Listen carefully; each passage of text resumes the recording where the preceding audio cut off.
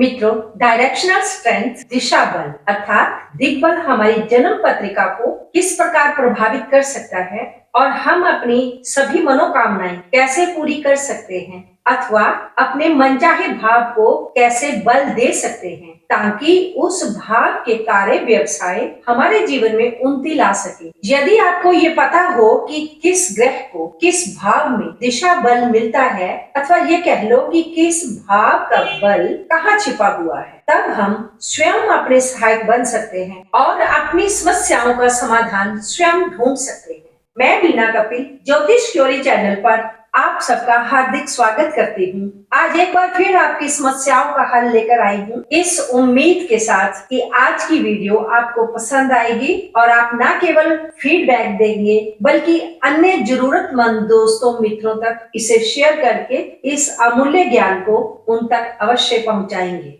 आइए अब हम दिग्बल अर्थात दिशा बल द्वारा अनेकों ज्वलंत समस्याओं का हल ढूंढना सीखेंगे। हमारे प्रश्नों का उत्तर जानने के लिए हमें जरूरत पड़ेगी राशियों के नाम की, उनके स्वामियों के नाम की तथा उन ग्रहों के लिए निर्धारित कुछ अंकों की। जिस भाव के लिए हमें जानना है उस भाव का स्वामी कुंडली के जिस भी भाव में बैठा होगा वहां से गिनती शुरू करेंगे और गिनती उल्टे क्रम में ही करेंगे और उस ग्रह के लिए जितने अंक निर्धारित हुए होंगे हम उतने अंकों तक गिनती करेंगे। जिस भाव में ग्रह बैठा होगा उस भाव को भी साथ ही गिनना है। हमारी उल्टे क्रम में की हुई गिनती जिस भाव में जाकर खत्म होगी उस भाव की राशि के स्वामी, उस भाव में बैठे ग्रहों के मंत्र जाप, उस भाव के कार्य, उस भाव का पूजा पाठ से हमारे इच्छित भाव को बल मिलेगा और हमारी मनोकामना भी पूर्ण होगी। हमारी कुंडली में 1 से 12 तक के अंक लिखे रहते हैं। इन अंकों का अर्थ है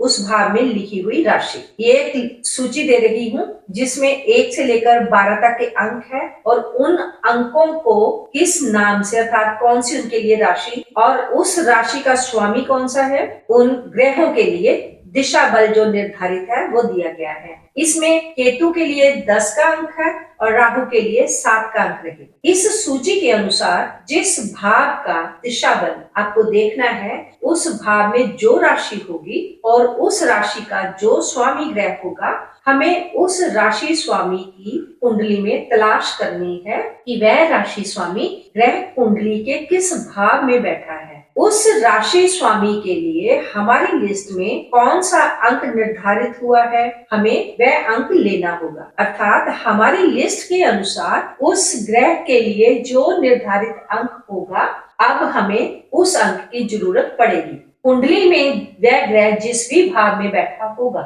वहां से शुरू करते हुए गिनती करनी है। ग्रह जिस भाव में बैठा है गिनती हमें वहीं से शुरू करनी है और उल्टे क्रम में करनी है। राशि स्वामी को जो अंक निर्धारित हुआ है गिनती उतने कदमों तक करनी है। जिस भाव में गिनती पूरी होगी उस गिनती पूरी होने वाले भाव के अनुसार हमें कार्य व्यवसाय करने होंगे। किया गया मंत्र जाप, पूजा पाठ आदि हमारे उस भाव को ताकत देंगे। जिस भाव का दिशा बल हमें जानना है अर्थात जिस भाव की दिशा बल के बारे में हम जानना चाह रहे थे उस भाव को ताकत देने के लिए हमें हमारी गिनती खत्म होने वाले भाव की सहायता लेनी होगी। अब जिस भाव में हमारी गिनती पूरी होगी उस भाव के अनुसार हमें अपना कार्य व्यवसाय या पूजा पाठ करना होगा। अब हम इसको एक उदाहरण से समझते हैं। तुला लगन की कुंडली है। इस कुंडली के प्रथम भाव का हमें दिशा बल जानना है तो हम क्या करेंगे, पहले प्रथम भाव में जो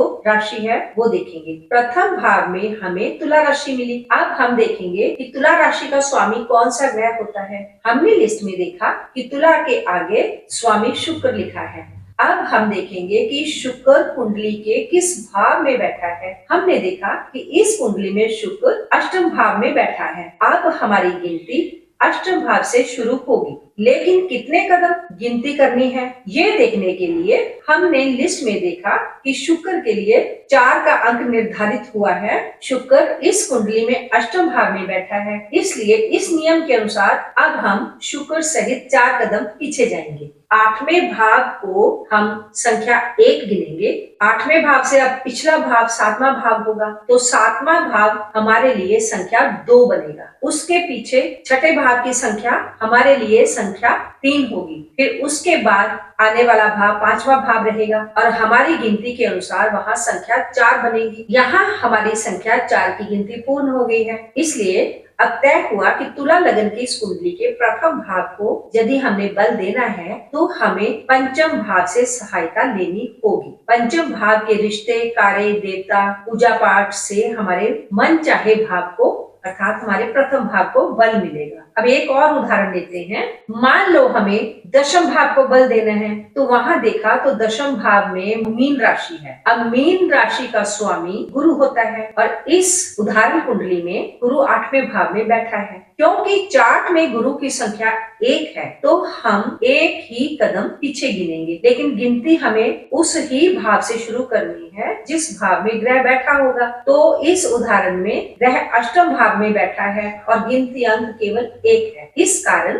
अष्टम भाव से शुरू और अष्टम में ही खत्म होगी हमारी गिनती। इसलिए उदाहरण नंबर 2 वाले जातक को यदि अपने दशम भाव को मजबूत करना है, तो दशम भाव को मजबूत करने के लिए उस जातक को अष्टम भाव के कार्य, रिश्ते नाते, देवता, पूजा पाठ से बल मिलेगा। उम्मीद करती हूँ इस वीडियो में समझाया गया कंसेप्ट आपकी समझ में आ चुका होगा, और यदि किसी कारण से समझ ना आ रहा हो तो आप कमेंट के माध्यम से दोबारा पूछ सकते हैं। वीडियो के अंत तक बने रहने के लिए आपका धन्यवाद। आपको वीडियो कैसी लगी प्लीज कमेंट सेक्शन में जाकर कमेंट्स के माध्यम से फीडबैक अवश्य दें। चैनल पर पहली बार आए हैं तो चैनल को सब्सक्राइब करना ना भूलें। मिलती हूँ एक नई जानकारी के साथ, तब तक अपना ध्यान रखें, स्वस्थ रहें, मस्त रहें, सदा हंसते मुस्कुराते रहें। ओम नमः शिवाय।